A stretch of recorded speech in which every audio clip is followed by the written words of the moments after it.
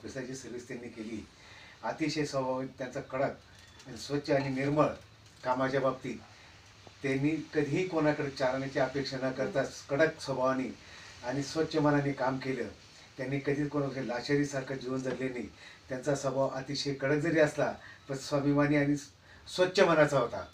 त्यांनी अशी मान झुकून अधिकाऱ्याने त्याचे बॅग घ्यात पुढे धावणं हे त्यांच्या मनात कधीही आलेलं नाही. अधिकारी त्यांना पाहिल्यानंतर ते लचकून जायचे. का नाही, यांचा स्वभाव अतिशय कडक आणि सोजळ आणि याच्यात यांनी नानांनी कधी चहाची अपेक्षा त्यांची केली नाही.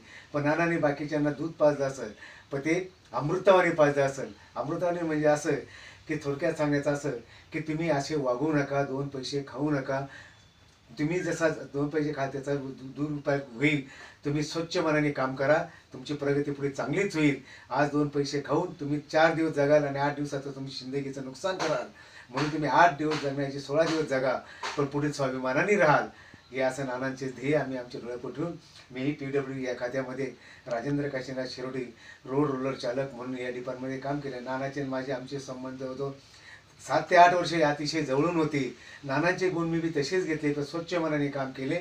37 वर्षे 7 महिने या सार्वजनिक बांधकाम विभागात मी सर्व्हिस केली आणि तसंच माझ्या नानांचा स्वभावाने मी स्वभावावर पाऊल ठेवून तशी सर्व्हिस केली. तर माझ्या रिटायरमेंटच्या दिवशी कमीत कमी 81 ते 82 लोक करायची आज हजर राहून माझा सत्कार केला. ते मी नानांच्या दर्शनासाठी आता समक्ष इथे येऊन तरी नानांसमोर तुमचे जे गुण आहे नाना मी तेच घेतले.